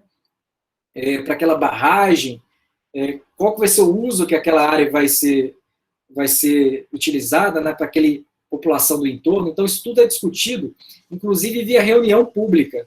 Então, o PAFEM, você tem um dos itens do procedimento, o empreendedor tem que fazer uma reunião pública para a sociedade dar opiniões. O PRAD já é um instrumento mais fechado, né? Apesar de você ter uma obrigação de recuperar a área, você não abre tanto essa discussão para o entorno, para a sociedade, até porque o PAFEM ele é aprovado no Conselho de Política Ambiental, ou seja, a sociedade tem cadeira nesse conselho, então é uma discussão mais publicizada. O PRAD ele já é autorizado no âmbito mais interno da secretaria, então essas diferenciações são importantes. E a recuperação ambiental, a gente fala de apresentar o PRAD no final, né, o PAFEM no final, que tem os prazos até 2 anos antes de encerramento da atividade para apresentar, por exemplo, né, o PAFEM, mas a recuperação ambiental é algo contínuo. Então, quando a gente fornece uma licença, quando a gente renova a licença fornecida, o empreendedor já tem que ir recuperando os sítios que ele tem extraído o minério. Para chegar ao final, e aí sim, né, a gente não tem que... A gente tem um projeto um pouco mais amplo no final, mas isso não tira a obrigação dele ir recuperando as áreas onde ele extrai os minérios. Então, essa obrigação ela persiste durante todo o licenciamento. Apesar de, formalmente, ele apresentar um projeto, ao final, que vai encerrar, né, de fato, aquela atividade minerária. E, assim, o resultado do PRAD e do PAFEM é uma declaração, né, que o órgão fornece, atestando que todas as obrigações foram cumpridas, que constavam dos projetos de fechamento, e aí ele está apto a ter a sua obrigação, né, ambiental liberada, a obrigação administrativa dele de recuperação também civil, né, e aí ele não tem tendo em vista esse ateste do órgão ambiental, ele fica abonado ali da obrigação com o poder público, né, e aí sim, ele fica mais liberado. Só que a mineração em Minas convive com várias outras nuances, né, aí já caminhando para o final, pessoal, as cavidades naturais subterrâneas, por exemplo, em Minas, é algo que a mineração influencia muito na mineração. Porque Minas Gerais tem essa particularidade, com muitas cavidades no quadrilátero ferrífero, também no ambiente kárstico, e a gente tem uma legislação de cavidades que é bem rigorosa. Então, quando acha uma cavidade natural, o empreendedor ele tem que parar e fazer um estudo específico para ver se aquela cavidade ela é uma cavidade, né, que, de acordo com a legislação, ela tem máxima relevância, alta, média ou pequena, para que, a depender do grau de relevância, ele possa compensar essa cavidade, ou, se for de máxima, ele nem pode ter um dano irreversível. Ele tem que mudar, inclusive, o trajeto ali, o projeto da mineração. Isso é uma questão que traz bastante conflito aí para o licenciamento ambiental. Basicamente era isso que eu queria passar, um resumão, né? Espero que vocês tenham entendido, compreendido, pelo menos, principalmente ali os pontos, né? E eu fico à disposição de vocês. Daniel, né, eu já quero agradecer de antemão, agradecer, né, no finalzinho aqui da sua palestra, por você ter agregado tanto conhecimento sobre o licenciamento ambiental. A gente está com um público aqui de estudantes, né, de engenharia de Minas, a gente tem mais contato com direito minerário. Então, as resoluções da Agência Nacional de Mineração, as NRMs, o Código de Mineração, em geral, né, os estudantes, ou até mesmo a gente, profissionais da engenharia de Minas, a gente fica confuso com essa parte do licenciamento ambiental, porque, como você colocou, né, ao longo da palestra, você tem 3 entes que podem legislar sobre o licenciamento ambiental, né, que são os municípios, o Estado ou a União. Então, antes de passar a palavra, né, o pessoal já se manifestou aí querendo fazer algumas perguntas, eu queria te fazer... pessoal, e né, os alunos que estão aqui presentes, né, e demais participantes, né, o nosso público é de estudantes, então não se exijam fazer perguntas inteligentes. Eu acho que a gente tem que aproveitar esse espaço aqui para tirar as dúvidas ou ir naqueles pontos que vocês querem aprender um pouquinho mais ou querem um direcionamento para estudar. Então, quando você falou essa parte, Daniel, que entes podem legislar, uma dúvida que é muito recorrente na sala de aula é o seguinte: eu estou numa pedreira, quem que eu devo começar a procurar para falar de licenciamento ambiental, se eu estiver aqui em Minas Gerais? O município, o Estado ou o IBAMA? Então, assim, existe alguma regra que você pode passar para a gente nesse sentido, a depender do porte ou da substância? E também eu queria que você explicasse para os alunos por que 3 órgãos podem legislar, não é igual à Agência Nacional de Mineração. A gente tem a União, que faz as regras. Não seria interessante também para a parte de meio ambiente ter um órgão federal para fazer regras? Interessante as perguntas. Acho que a gente consegue aqui avançar com ela. É sempre muito complexo isso, é difícil de entender, é muito difícil. Inclusive, a gente vê as notícias em mídia, às vezes a gente... É por essa dificuldade de entendimento mesmo. E por isso que assim, a gente sempre se dispõe a participar para tentar trazer um conhecimento além, né? Porque na leitura das normas é difícil, às vezes, compreender os assuntos muito técnicos. Com relação a essa questão constitucional, a gente tem milhares de normas por essa dinâmica constitucional no meio ambiente. Porque na parte constitucional, a União, né, o Congresso, o CONAMA, o Executivo também pode regulamentar, ele fornecem diretrizes gerais ambientais. Então, quando a gente está falando de padrão de controle ambiental, qual que é o limite máximo de emissão? A norma federal dá um padrão. Agora, os estados e os municípios, eles podem ser mais rigorosos. Então, por exemplo, eu tenho determinado nuance no meu território que me exige ser mais rigoroso que o padrão federal. Então, por exemplo, a gente tem a Amazônia, né, um bom exemplo, que a biodiversidade lá exige um tratamento que não é o padrão federal, é o mais rigoroso. Por isso que a nossa Constituição, quando ele colocou as atribuições, deixou com que os entes eles pudessem ter uma certa flexibilidade no sentido de fazer com que a legislação fosse mais rigorosa no seu território e adaptar-se às circunstâncias. Por exemplo, mineração, aqui em Minas, no Pará, a gente tem essa singularidade, mas outros estados não. Então, a nossa legislação, às vezes, não está adaptada para a realidade no contexto. O Brasil é um país imenso, né?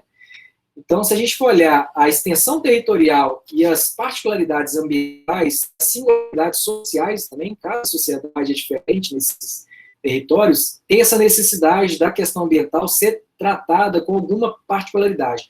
O problema é que se banalizou. Então, teve várias edições de normas que, a meu ver, não eram necessárias, até contradizendo algumas, vários conflitos judiciais. Sobre a sua pergunta da competência, no passado, isso até de 1981 a 2011, as competências na alçada ambiental eram definidas pelo significativo impacto. Então, aquilo que era significativo impacto, então, por exemplo, mineração, né, era visto como significativo impacto, isso era tratado na alçada federal. Só que o significativo impacto é um conceito subjetivo. Eu sou engenheiro metalurgista. Minha consideração de impacto é diferente de um engenheiro de Minas, que é diferente de um biólogo. Cada um vai puxar para sua área. Então, se a gente for olhar a extensão do impacto para definir a competência, isso repercutiu em várias discussões judiciais ao longo dos anos. Que é a justiça que acabou decidindo. O Estado falou assim, não, eu sou competente. A IBAMA fala assim, não, esse impacto ele é significativo. E aí começou a ter judicialização. E aí se mudou a forma de definir a competência, colocando a extensão geográfica, que é algo objetivo. Então, se eu tenho uma estrada que ela passou o estado de Minas, IBAMA. Então, a extensão geográfica definiu minha competência. Se a minha mineração está em região limítrofe, entre Minas, Rio, Minas, São Paulo, né? Competência do IBAMA. Se está localizado aqui em Minas, competência de Minas Gerais. Essa que é a regra geral. A regra objetiva. A mais objetiva é a extensão geográfica. Então, se está localizada só no estado, do estado, se está passando de um estado para o outro, é competência do IBAMA. O problema é que você tem vários licenciamentos que são da alçada antiga, que eram do IBAMA, que ao mudar a regra, você até continuou lá na alçada federal alguns tipos de empreendimentos. Inclusive o Ministério Público, vários empreendimentos fizeram sugestão para continuar na alçada onde eles eram licenciados. Então, às vezes tem ação judicial pedindo que o licenciamento continue em IBAMA, vá para o Estado, ainda dificultando um pouco essas regras objetivas. E com relação ao município, a Lei Complementar 140, ela colocou que os conselhos estaduais de meio ambiente, por exemplo, aqui a gente tem o COPAN, né, Conselho de Política Ambiental do Estado de Minas, eles editariam um regulamento que definiriam quais atividades seriam de interesse local para licenciar. E aí cada estado tem a sua normativa. Alguns estados nem têm. A norma do Estado de Minas, ela é de 2017, por exemplo. Antes não existia. Então, hoje, a regra do IBAMA e da esfera federal é extensão geográfica. Com relação ao município, para saber se o município licencia, porque se o município licenciar, o Estado não pode. Aí tem que consultar a norma que foi ditada pelo Conselho de Política Ambiental para saber quais atividades o Estado permitiu que o município licenciasse e tem que olhar se o município, mesmo tendo essa permissão, se ele montou a sua infraestrutura e iniciou o licenciamento. É um pouco complexo, então não tem uma resposta tão objetiva. As competências hoje, aonde que a gente consegue extrair, então, as normas? Lei Complementar 140, de 2011, Decreto Federal 8437, de 2015, Deliberação Normativa 213, de 2017. De lá a gente consegue enxergar, mas não é fácil o caminho, não. Não tem nenhuma resposta que eu for te fornecer aqui que vai clarear tanto, mais do que eu tentei aqui, sabe? É um pouco complexo mesmo. Mas eu entendi, respondeu bem. Eu vou passar a palavra agora para o Jordan, ele tinha levantado a mãozinha durante a palestra, né? Eu acho que ele quer fazer uma pergunta. Boa noite, Daniel. Está me ouvindo bem? Sim, Jordan, prazer. Igualmente. Primeiramente, parabéns pela essa conversa, por esse bate-papo, achei bastante interessante, né? Nós somos alunos da Engenharia de Minas aí, acredito que tem aluno que já está quase formando, que é o meu caso, tem aluno no comecinho, então você foi bem dinâmico, foi muito claro, então agregou bastante. Uma das minhas dúvidas, a Viviane já até pontuou, né, que seria essa integração entre a ANM, os órgãos ambientais estaduais, né, o CISEM, essa coisa toda, como que seria algo relacionado à intensidade dessa fiscalização, né, desse cuidado com cada região, você mesmo citou a Amazônia, da biodiversidade, então isso ficou claro para mim. Uma coisa que eu permeou durante essa conversa foi o seguinte, que o PRAD, que é o Plano de Recuperação de Área Degradada, existe desde 88, se eu não me engano, que você disse. E aí, em 2018, tem a deliberação normativa do Copan, né, que é o PAFEM, que é o Plano de Fechamento de Mina. E aí, pelo que eu entendi, esse plano, ele é voltado para as mineradoras de grande porte, né, que você mesmo falou, de classes 5 e 6. E o PRAD para as pequenas, correto? De certa forma. Então, e o que eu fiquei pensando é o seguinte, é muito difícil para as mineradoras pequenas terem um plano de recuperação de área degradada desde o começo, né? Seja por praça, seja por espaço, seja até por recurso, né? Então, eu queria saber um pouco, que você pudesse falar um pouquinho disso aí, como que as pequenas mineradoras são vistas no PRAD, como que eles podem aplicar eles, de fato, sabe? É interessante essa parte processual, porque a gente tem vários instrumentos de participação social, né, na parte ambiental. Então, a gente tem, por exemplo, audiências públicas para mineração, onde a gente tem, antes de emitir a licença, né, apresentar o estudo para a sociedade, etc. E o EIA-RIMA, né, também ele é destinado para aqueles empreendimentos minerários com maior nível de impacto. E essa lógica, ela se replica quando esse empreendimento também está fechando, ou seja, quando a gente está emitindo uma licença para ele se instalar e operar, a gente também tem uma gradação com relação ao procedimento. Alguns mais complexos, outros mais simples, para fechar também. Então, para fechar, o PAFEM exige uma reunião pública. Quando você apresenta só um PRAD, você não tem essa obrigação de reunião pública, discutir com a sociedade, em termos procedimentais com o poder público. Não que você não possa fazer isso também, mas em termos procedimentais com o poder público. Então, o que acontece na prática? Lá, quando ele entra com o primeiro pedido de licença, ele já tem um plano, um escopo bem inicial de como ele pretende, ao final daquela extração mineral, ele recuperar aquela área.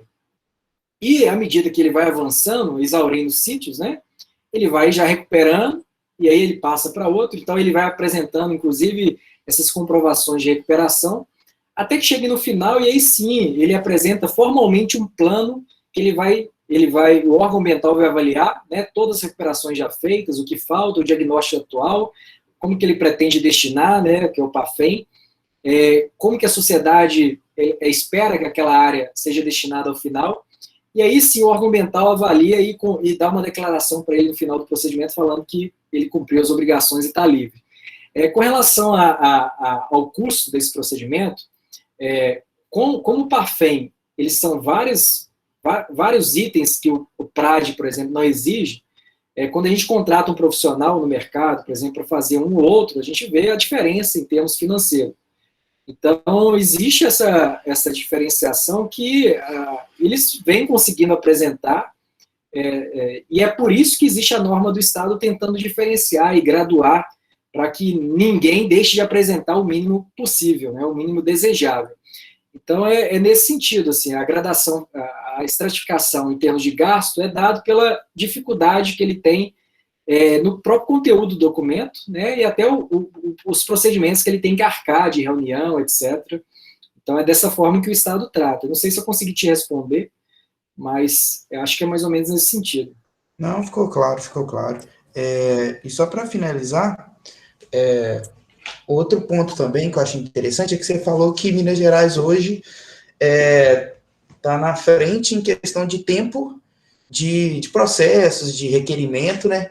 E eu fiquei pensando nisso. Olha, Minas Gerais tem um monte de minas. Acho que, se eu não me engano, São Paulo acho que é o maior, né? Número de minas de minas em operação. E aí, a ideia de você fazer essas licenças em concomitância ajudou para que Minas Gerais atingisse essa colocação? Jordan, foi fundamental. Na verdade, assim, quando eu entrei no Estado, em 2013, eu ganhei na minha mesa 46 processos de licenciamento para analisar. 46. Eu não sabia nem onde eu começava. Eu falei assim, os empreendimentos... Eu falei, será que eles estão esperando mesmo analisar todos eles aqui para começarem a operar? E é claro que não. Eles não esperavam. Então, o que eles faziam? Eles operavam, eles arcavam com a multa administrativa, inclusive é crime, né, pela lei de crimes ambientais, se operar sem licença, mas eles preferiam obter o lucro ali, que ficar esperando anos a administração pública. Então, é um modelo que, assim, nitidamente ele não funcionou, e é só o Brasil que adota, né? E aí ele precisava ser alterado. Eu só acho que, nessa alteração, passou um pouco do ponto vários entes. Assim, passou. A simplificação ela chegou ao extremo em vários entes aí.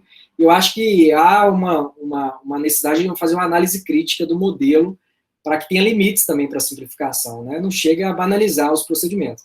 acho que isso é necessário. Tanto que essa discussão do Congresso alimenta a academia está participando, a sociedade. Eu só acho que precisa conhecer um pouco mais, porque o modelo trifásico ele também tem alguma vantagem. Quando eu critico, no seguinte sentido, é bom que vocês entendam.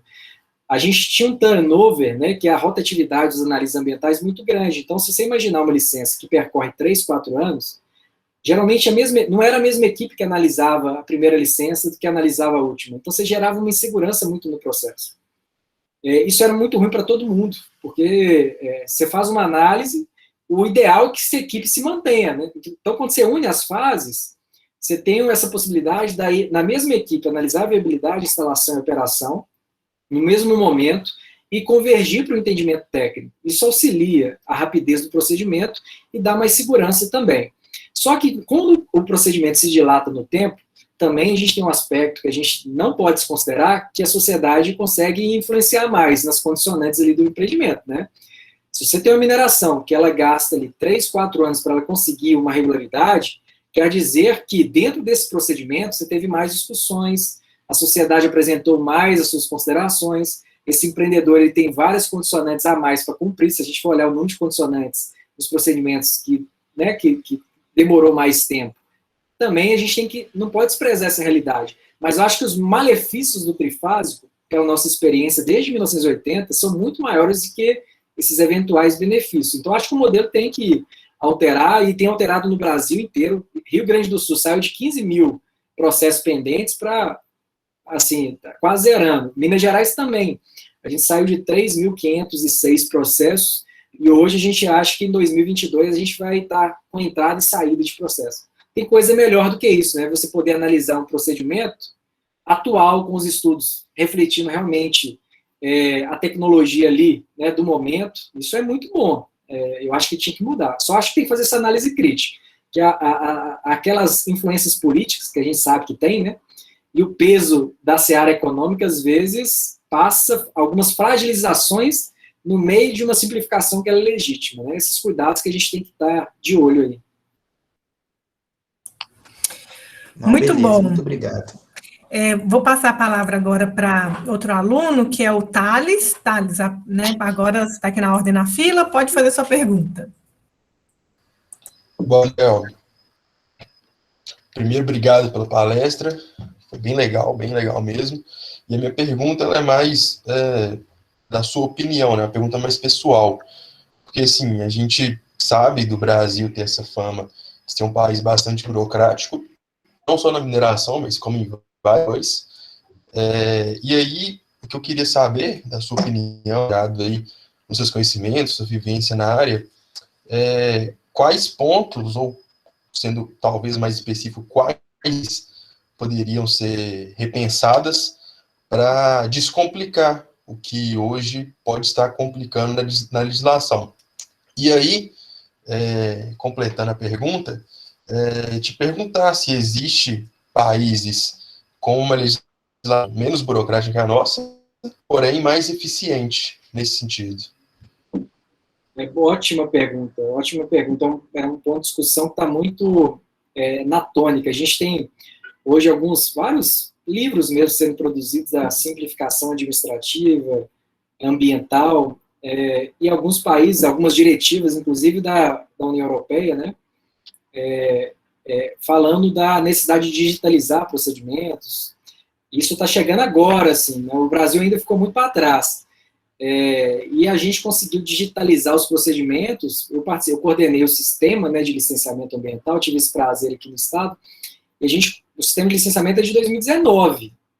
A gente está falando, né, recentemente. Então, é muito novo esse procedimento de digitalização de procedimentos eletrônicos, que tem essa facilidade de deixar as informações mais transparentes, né, para que todos consigam acessar e também criticar e contribuir, ficar mais atento. Mas ainda assim, a gente tem um problema na seara ambiental, e aí eu estou falando exatamente do contexto que eu trabalho, que é a discricionariedade técnica. Quando você deixa um procedimento sem muita regulação, você deixa a critério de quem analisa um pronunciamento com relação ao deferimento ou não de uma licença. Então, às vezes, você tem, como a gente sabe, em qualquer seara, alguns profissionais que têm a sua forma de pensar e, às vezes, quando você não tem uma legislação que te vincula a determinada ação, você passa a fazer algumas exigências desvirtuadas até da questão ambiental, né? Então, a gente vê alguns órgãos públicos exigindo, por exemplo, comprovante de posse, propriedade, na seara ambiental. Então, você tem esse fato, assim, que traz uma burocracia. Por quê? À medida que você quer tirar uma discricionariedade técnica de análise, você normatiza. Só que a normatização, ela não evolui de acordo com a tecnologia. Então, por exemplo, essa defasagem entre tecnologia e norma, direito, né, e realidade ambiental, realidade técnica, que é a nossa, dos engenheiros, né, ela traz burocracia, porque às vezes o analista fala assim, ó, isso aqui está fora da realidade. E aí ele tenta aplicar um entendimento que, pela norma estar arcaica, ou então lacuna normativa, porque a norma não consegue trazer todas as situações, por exemplo, para serem controladas ambientalmente. Então, a gente tem vários aspectos ambientais que você não tem limite de padrão, né? Padrão de emissão, por exemplo, né? Emissão em solo você não tem, mas emissão em água, limites, você tem. E aí você abre essa possibilidade e você traz essas burocracias. Por quê? E aí é um desafio que eu acho que a gente tem que ter, de tentar com que treinamento para os profissionais, que para eles conseguirem ter uma análise cada vez mais capacitada, que você não precisa normatizar, tutelar, né, com rigor, com medo de alguém sair, desviar a finalidade. E aí você traz vários procedimentos, normas para tentar controlar isso, que isso tudo traz burocracia. Agora, quando você tem pessoas qualificadas, e isso é um problema na seara ambiental, né, porque você tem falta de treinamento, etc., capacidade, isso é uma realidade principalmente dos órgãos municipais, né, quando você vai afunilando, o problema vai mais além, né, com salários baixos, etc., você cria uma necessidade de normatizar tudo, de procedimentalizar tudo, e aí você tem burocracias que você bastava um profissional capacitado para ter as saídas ali. Então, acho que os caminhos tentar digitalizar, né, os procedimentos, treinar as pessoas, planos de carreiras bem atrativos para a pessoa não sair, né, ir para a iniciativa privada, e acho que é o caminho para a gente tentar ajudar. E outras questões também, que o Brasil aí está muito longe do contexto internacional, que é a aplicação das avaliações ambientais em um contexto muito antes do projeto. Então, por exemplo, a mineração aqui em Minas, ela tem os seus problemas, mas a gente pode fazer uma avaliação da política pública minerária antes da gente falar de um projeto de mineração. A gente decidir quais áreas a gente pode ter determinados rigores, outros a gente pode estar afastado ali da sociedade, a gente pode ter procedimentos mais ágeis. Isso funciona antes do licenciamento, e isso que o Brasil está muito aquém da União Europeia, dos Estados Unidos, da Inglaterra, do Japão, que eles têm avaliação ambiental estratégica, como instrumento previsto na lei, inclusive, que a gente não tem, né? Então, acho que essas são as falhas nossas aí que a gente pode melhorar. Desculpa ter sido um pouco prolixo nessa parte, que é bem complicado. Não, foi bom. Mais alguma adição, Thales? Não, respondeu. Muito obrigado, Daniel. Ótimo. Só vou aproveitar o gancho da sua resposta, Daniel. Você falou que eu entendi que talvez seja um pouco comum, então, uma pessoa adquirir experiência, né, na parte como um servidor público e depois ganhar uma proposta para trabalhar fora, numa empresa privada. Isso é algo recorrente que acontece assim a nível, sei lá, nacional ou estadual? É muito recorrente, né? O Engenheiro de Minas nem se fala. Minas, os salários de mercado de um Engenheiro de Minas são bem superiores do que o poder público costuma pagar. Agora, a gente tem uma certa diferenciação, tem melhorado, por exemplo, Minas melhorou, tem conseguido conter um pouco as pessoas, o IBAMA já tem um plano de carreira diferenciado, né, que é mais atrativo, mas os municípios, esse é um receio, o nível salarial é muito pouco atrativo, então as pessoas não têm tanta... não ficam ali no órgão, né, passam um tempo, ganham experiência, ganham mercado e tal. Isso é muito ruim para o sistema, né? Sim, mas eu vejo também que as empresas talvez estejam sedentas por esses profissionais que sabem tão bem a lei E aí, esses profissionais viram atrativos para elas, né? Então, elas vão tentar angariá-los, né? De alguma forma. Bom, vou passar... Só contextualizando essa parte é interessante, porque às vezes você tem umas discussões do Estado com os mineradores nesse sentido. Porque a mineradora reclama, você está trazendo insegurança jurídica para pedir isso no meu processo, e aí o Estado fala assim, você está roubando os servidores do então, assim, então você não me tira as pessoas boas para você reclamar depois. Então, fica essas discussões aí. Interessante. Agora eu vou passar a palavra para a discente Ana Paula, que também quer fazer uma pergunta. Boa noite, Daniel. Primeiro, agradecer pela palestra. Foi muito boa, enriquecedor o conteúdo para a gente. Queria te perguntar, na verdade é uma opinião sua também, que eu quero saber, a respeito, porque a gente sabe que o Código de Proteção Ambiental do Brasil, ele é um dos melhores do mundo, né? Mas, na prática, ele não é cumprido da forma que ele foi feito para ser. Então, eu queria saber de você o que você acha que deve ser feito para que o código ele seja respeitado da forma que ele foi escrito para ser mesmo. Um ponto importante a gente compreender isso mesmo, porque nas teorias eu não acho que falta norma, acho que tem norma demais, mas eu acho que a qualidade, às vezes, da regulamentação do poder público quanto às normas que estão em hierarquia superior, elas não acompanham assim, a qualidade da política, né, ambiental. Eu acho o seguinte, quem regulamenta a parte ambiental é muito poder executivo, né? Como são normas técnicas, o poder legislativo, né, ele não tem muita condição de prover os procedimentos ambientais. Então, isso fica a cargo muito do executivo. E o que acontece com o nosso executivo? Politização extrema, né? A gente tem um problema de politização. Até nossas agências, né, quando a gente fala da ANEEL, a ANP, elas já eram modelos administrativos menos politizados, que vêm cada vez mais sendo politizados com as indicações e menos profissionais de carreira. Então, acho que as estruturas, um dos pontos que são negativos, que como a gente tem uma atribuição de regulamentar e de conduzir, à medida que você traz profissionais, né, que atendem, eu acho que isso é legítimo, eu acho que qualquer lugar tem um atendimento de interesse, mas umas estruturas mais politizadas, eu acho que perde muito a efetividade, né, do controle. Então, acho que o modelo fora do país é um modelo um pouco diferente. Então, você tem um modelo australiano, norte-americano de agência líder, né, é muito interessante, você tem até livros sobre isso, de tentando trazer os conceitos da agenda líder para o Brasil.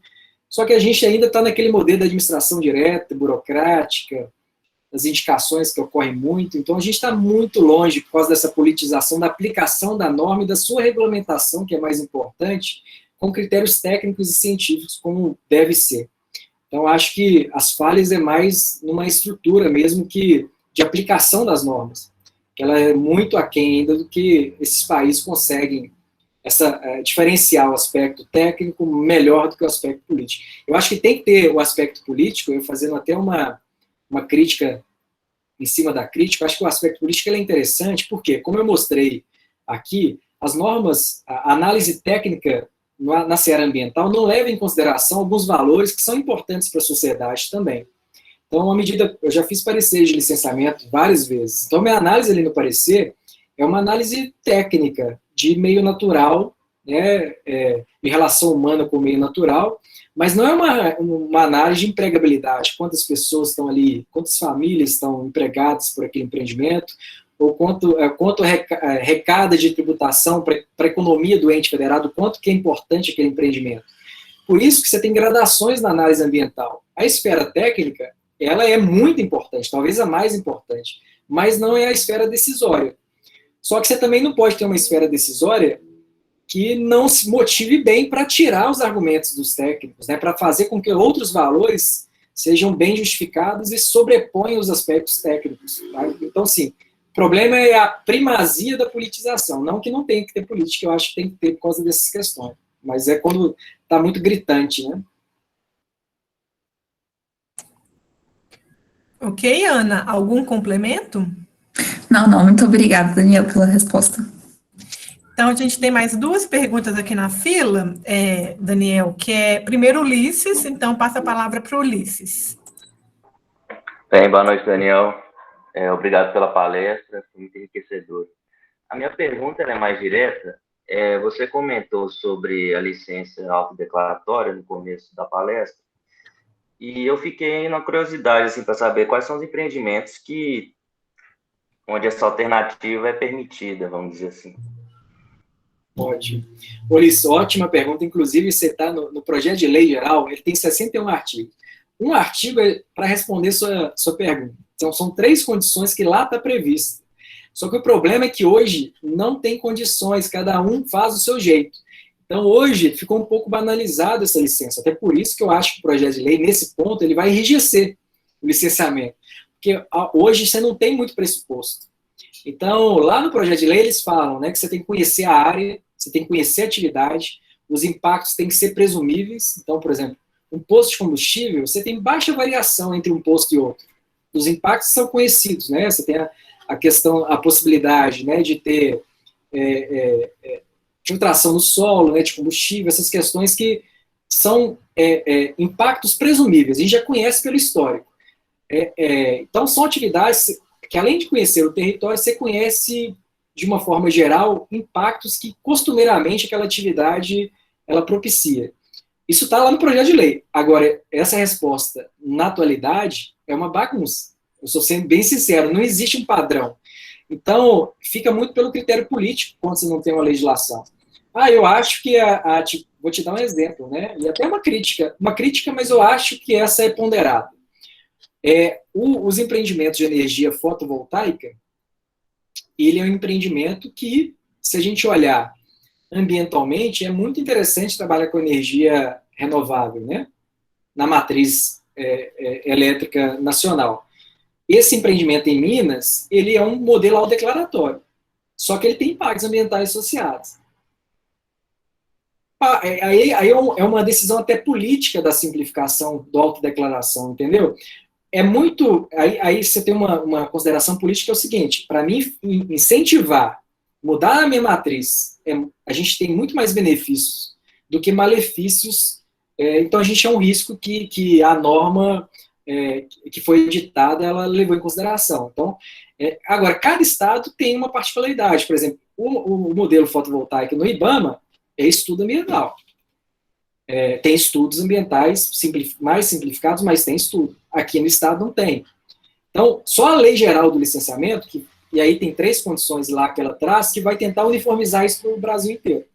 Então, acho que esse ano a gente vai ter essa resposta da sua pergunta aí. Quais são os pressupostos para ter um instrumento declaratório, que hoje cada qual faz de um jeito. Será que a água mineral não entraria aí, não? Os empreendimentos de água mineral, potável de mesa? Água mineral, a gente já dispensa de ERIMA aqui no estado de Minas. A gente já tem a praxe na maior parte dos casos, a gente não considerar como significativo impacto. Agora, ainda a gente não passou sobre assim, sedimentar isso como autodeclaratório, e o Ministério Público ele tem controlado isso em algumas ações. Por exemplo, eles entraram em 2013 contra o procedimento autodeclaratório da extração de areia e cascalho. E aí eles têm entrado com algumas ações porque não tem uma previsão legal, de uma lei geral que estipula. Então fica muito nessas questões. Eu coloco, se não tiver um controle do Ministério Público, fica essa briga judicial, né? Porque é uma avaliação um pouco subjetiva. O argumental acredita que em algumas condições possa simplificar, o Ministério Público não. Mineração é estudo. Então, não tem, uma insegurança jurídica geral hoje, assim, sobre esses temas, né? Então, Ulisses, algum complemento? Realmente ficou bem geral, assim. Mas, assim, com relação à mineração, isso seria inconsiderável. Não, então, a gente hoje no estado, estado de Minas, tem 4 códigos de mineração que passa por um procedimento autodeclaratório. Então, lá, por exemplo, a extração de areia e cascalho, apesar do Ministério Público ter ganhado a ação no passado, como editou uma nova norma, então agora continua o declaratório. E eles vão entrar com outra ação para discutir isso. Mas a extração de areia e cascalho, ele cai nesse modelo declaratório hoje em Minas Gerais. Entendi. Então tá bom, obrigado, Daniel. Nada. Bom, e agora a última pergunta, né, gente? Senão a gente vai ficar aqui a noite inteira só fazendo questionamentos, né, para o Daniel. Vou passar a palavra para o Rafael Gomes. Boa noite, Vico. Boa noite, Daniel. Obrigado pela palestra, foi muito enriquecedora. O tema é muito interessante também para a gente, para fugir um pouco só da parte muito técnica de engenharia, né? Eu queria perguntar sobre qual que você considera o principal gargalo no tempo de obtenção da licença, e como que a gente poderia, sei lá, reduzir ou então deixar esse tempo mais curto, né? Um dos pontos que são também, né, que eu não cheguei a comentar, que são muito críticos no Brasil, é a questão dos órgãos intervenientes ao licenciamento. Por que eu falo isso? A política nossa de meio ambiente, ela é de 81, e o Sistema Nacional de Meio Ambiente, ele foi criado sem que os órgãos que tutelam esses componentes específicos, por exemplo, patrimônio cultural, indígenas, quilombolas, eles estivessem dentro da política nacional. Esses órgãos, eles não integram o Sistema Nacional de Meio Ambiente. Só que o conceito de meio ambiente hoje, ele tem esse conceito social também. Então, a Constituição vem em 88, estendendo o conceito de meio ambiente. A política nacional coloca todos esses órgãos fora do Sistema Nacional. Então, o que acontece? Hoje em dia eles têm que se pronunciar, mas eles não fazem parte do sistema. E eles editam algumas normas colocando como eles devem se pronunciar. E eles têm uma realidade totalmente diferente dos órgãos licenciadores. Então, por exemplo, quando você está com uma licença ambiental, que você vai analisar o aspecto ali do meio natural, e você tem uma interferência lá na população quilombola, ou no patrimônio cultural, você tem que parar e pedir a anuência desses órgãos. Assim, se a infraestrutura do órgão licenciador ela é aquém, eu nem te conto como que é esses órgãos, porque eu sou, inclusive, conselheiro de um deles também, né? E assim, é muito aquém. Então, às vezes, a morosidade não está no órgão licenciador, está no órgão que intervém. E aí, você tem que ficar esperando aquele órgão anuir para continuar o licenciamento. Isso tem mudado também. Tanto que o projeto de lei geral de licenciamento coloca a pronúncia não vinculante. Se eles não se pronunciarem no prazo agora, vai embora a licença. Só que não era assim esse modelo. Sempre se esperava, porque o Ministério Público também cobrava dessa forma, e aí se aguardava, às vezes, meses, e a gente tem vários casos de anos, com a pronúncia desses intervenientes, porque eles articulam com as sociedades, com as comunidades. Então, eles vão lá nos indígenas, ouvem opinião, né, como é a FUNAI. Lá, a Fundação Cultural por Mais ouve os quilombolas. O patrimônio cultural, eles têm também os seus procedimentos. E aí você junta isso tudo para fornecer uma licença, você traz morosidade. Então, acho que essas interveniências é muito diferente do que ocorre fora do país também. Trouxe muita burocracia para a parte ambiental. E outro aspecto que eu sempre saliento é a questão do procedimento físico, que o fato de você ter que entregar documentos, digitalizar esses documentos, montar pastas físicas, limitar em áreas de uma mesma unidade administrativa. Isso é tudo tempo, né? Quando eu trabalhava em uma das regionais, quando eu era o diretor técnico, o procedimento ele entrava no operacional, o protocolo, ele demorava um mês para chegar para mim na área técnica. Eu estou falando da mesma unidade. Até digitalizar, montar pasta, isso tudo traz também morosidade. Isso tem mudado também, né? Daniel, eu queria que você enfatizasse, você falou que às vezes a morosidade não está no órgão ambiental, seja ele município, estado ou União, mas está no órgão interveniente. Isso. Dá um exemplo de órgão interveniente, seria uma ONG, o IFAM, não sei? Tá, o conceito de meio ambiente ele é muito amplo, né? A gente está falando do aspecto natural, mas a gente tem um aspecto cultural, a gente tem até meio ambiente do trabalho hoje em dia, né? Meio ambiente até da informação que eles falam. Tem vários tipos de meio ambiente, artificial, natural, cultural. E o meio ambiente, como ele começou a ser construído na época onde a gente formatou o nosso sistema nacional, ele era muito voltado ao aspecto natural. E como ele foi ganhando corpo, né? Aí você criou alguns órgãos específicos para tutelar alguns componentes. Por exemplo, o aspecto cultural, ele não é tratado pelo órgão que licencia. Então, a gente tem o Instituto, né, de Patrimônio Histórico e Cultural do Estado, que é o IEF, aqui em Minas Gerais, que ele faz os tombamentos, ele faz os registros de bens, né, acautelados, né, até valores, tradições, dança, etc. Ele faz a tutela desses aspectos. E quando você tem algum empreendimento, por exemplo, a mineração, você tem esse empreendimento próximo a um bem tutelado por esses órgãos, a legislação obriga que o órgão licenciador ouça esses órgãos. Só que não existe, eles nem fazem parte do CISNAMA. Então, se a gente olhar lá no artigo 6º da Política Nacional do Meio Ambiente, não tem órgão de patrimônio cultural, não tem FUNAI, né, que é o órgão indígena, nem tem a Fundação Cultural Palmares, nem tem a ANEEL, né, que é a Agência Nacional de Energia Elétrica, não tem também a ANM está fora do contexto, a Agência Nacional de Mineração, porque todos esses órgãos, eles têm interesse também no aspecto ambiental, que compõe os processos. E como a gente tem que ouvi-los, cada um com o seu procedimento, e cada um com sua infraestrutura, às vezes você para o licenciamento para ouvir, e aí você tem que esperar, né? Você tinha que esperar, está mudando. E aí, às vezes, o órgão ele ganha fama de moroso, mas ficou um ano lá no órgão de patrimônio parado, no órgão licenciador, para ele avaliar aquele componente ambiental específico. Então, a culpa... E aí, é um ponto interessante que aqui em Minas, a gente criou um artigo no decreto, que é o artigo 26, que fala o seguinte: se ele não se pronunciar em 120 dias, licença é emitida. Mas isso é de 2018 para cá. Antes de aguardar. E se não aguardasse, o Ministério Público entrava com ação, até para punir servidor, né, que emitiu licença sem ouvir.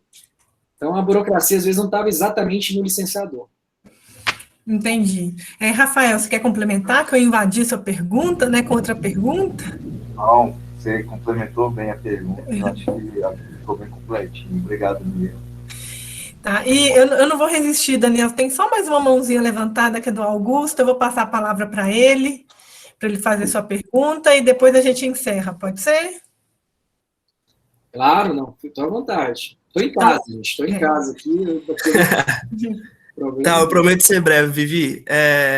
Daniel, bem legal o conteúdo da sua apresentação, parabéns pelo seu trabalho.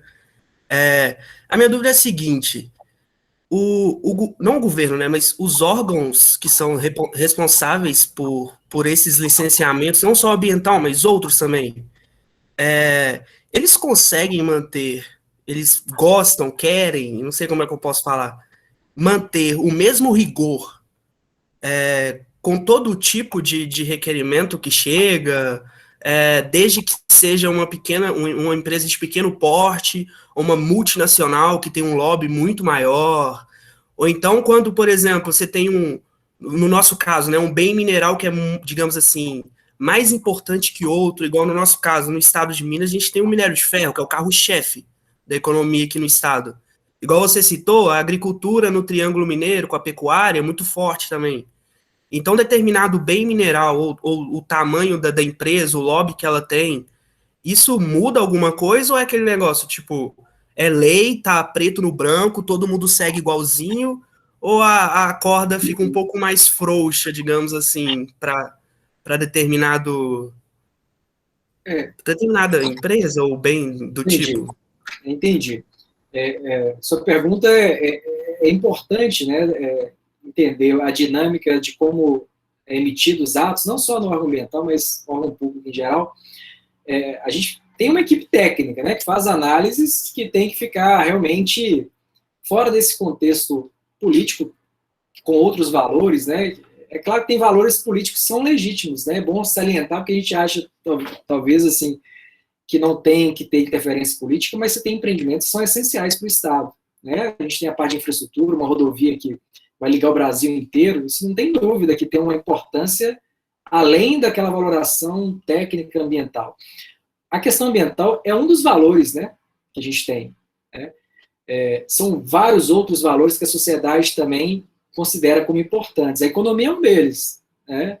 A questão energética, né, a questão de uma estrutura energética que seja compatível, né, com a demanda. A gente está vivendo essas crises. Então, a gente tem o aspecto infraestrutural, de comunicação, de interligação das malhas do país. São vários valores envolvidos. O que a gente tem que saber é separar as instâncias. Como equipe técnica, né, que faz análise de processo, eles vão fazer uma análise que está voltada às regras técnicas de avaliação. Então, eles vão fazer uma diferenciação. É claro que a lei, às vezes, diferencia. Né? Por exemplo, a mineração tem uma série de privilégios, entre aspas, porque é uma atividade de interesse nacional. E a lei já considerou assim. Não é nem independente da análise técnica. Mas a análise técnica, ela tende a ser muito mais imparcial. Então, os grupos, né, os grupos que fazem as análises, os pareceres técnicos, eles tendem a ser menos parciais. Agora, a instância que decide o ato é uma instância que vai considerar a análise que foi feita pela equipe técnica, mas ela tem uma série de outros valores que se comunicam. Você tem um aspecto social, você tem um aspecto econômico, que são todos legítimos. O que não pode, o que é ruim, é quando você tem uma prevalência de um valor que aí se não justifica a decisão. Isso que é ruim para o sistema. Mas não é ruim o fato de não ser a equipe técnica que decide, porque a equipe técnica não consegue enxergar a decisão em termos de política pública. Sabe? A crítica que tem que ser feita é quando você tem uma politização que sai de uma justificativa para o ato, né, que é razoável. Que é isso que tem que ser a crítica. Mas é isso que tem que diferenciar. A análise em si, ela não tem essa diferença. O analista que está ali com a sua formação com o processo, ele vai fazer de acordo com a lei, de acordo com os conhecimentos técnicos. Quando chega para quem decide, ele pode fazer ok, entendi, isso tem um impacto ambiental, mas isso aqui, se ocorrer um indeferimento, tem um impacto social e econômico que não compensa. Então, eu prefiro esse impacto ambiental. Isso, eu estou falando isso tem que ser entendido com muita maturidade, porque é isso, assim que funciona o país inteiro, em qualquer área, né? Então, é só essas considerações aí que são importantes. Complementa, Augusto? Não, só isso mesmo. Consegui entender, sim. Muito obrigado, Daniel. Obrigado, Vivi.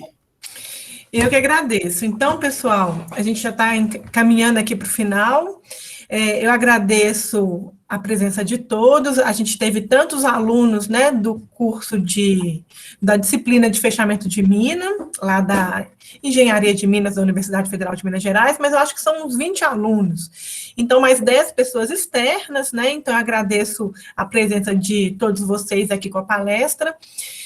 Daniel, eu vou colocar no site, no YouTube do DEMIN e no site também a sua palestra para outras pessoas assistirem, tudo bem?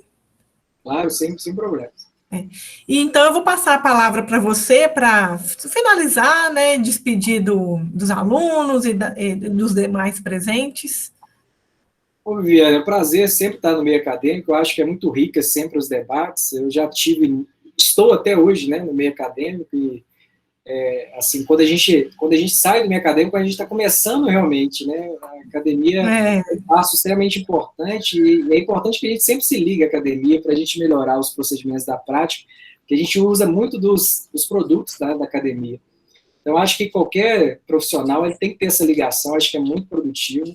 Então, assim, se alguém tiver alguma dúvida, se até fora do contexto, eu até me disponho a conversar, explicar, e tiver algum interesse, né, algum tipo de informação extra, eu também disponibilizo aqui a tentar ajudar, porque eu acho que isso é muito importante e a gente tem que ter um pensamento mais macro, né? Porque à medida que a gente está auxiliando no entendimento, a gente está auxiliando na cobrança de fazer política pública melhor, de construir, né, as finalidades, de conseguir alcançar as finalidades que a gente pretende, e a gente, como servidor, a gente tem esse papel de servir, né, a sociedade. Sim. Então, assim, não tenho óbice nenhum de estar nesses encontros, para mim é sempre um prazer, tá? E fico sempre disponível.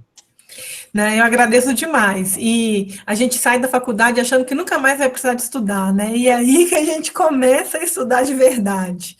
Porque muitas vezes a gente se encontra numa condição que agora eu que dou as respostas, né? Não tem ninguém mais para mim, eu tenho que buscar. E o espaço de pares, de você conversar com outras pessoas, ver outros pontos de vista num ambiente mais isento, porque dentro de uma empresa é difícil discutir, às vezes, com o seu superior hierárquico. ter uma opinião, né, diferente ou até contrária, sendo que na universidade você admite esse espaço. Às vezes, aluno-professor é mais difícil, eu entendo, mas você tem outros pares ali, que são seus próprios colegas, que é onde eu acho que a gente aprende muito trocando experiência. Sim, acho que assim, é ruim, né? Acho que quando a gente não tem a criticidade, até para construir mudanças, né? Acho que as críticas têm que surgir de uma forma, uma maneira muito mais livre, né? Aberta, porque eu acho que assim que a gente consegue melhorar, ficar mais aberto para as discussões, né? Porque não tem nada tão certo que não possa melhorar. Sim. São críticas que a gente não são críticas construtivas, com sugestões, né? E o meio acadêmico é o contrário, as críticas geralmente vêm para somar e a gente costuma agregar e aí a gente consegue melhorar o que a gente já tem feito, né? Mas é assim, é salientar que o trabalho em Minas Gerais, ele tem sido reconhecido, assim, nível nacional, a gente tem melhorado bastante situações, tem muitas outras que a gente precisa, mas eu acho que os caminhos, né, aquele absurdo de acumulação de processo que assim, era danos ambientais visíveis acontecendo, isso tem melhorado, a administração tem se tornado mais profissional, pessoas capacitadas têm conduzido, né, a gente vê aí a secretária de Estado hoje, uma doutora, né, uma acadêmica, uma professora, isso é muito importante para todos nós, né, meio do sistema, então acho que assim a gente flui melhor. Ótimo, Daniel. Então, pessoal, vou pedir para que todos saiam, né, para uma questão, o moderador sempre é o último a sair da sala. Então, até mais, até breve, e mais uma vez agradeço a presença de todos.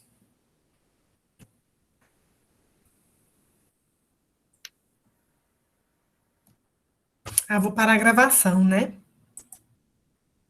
Então, até mais, pessoal.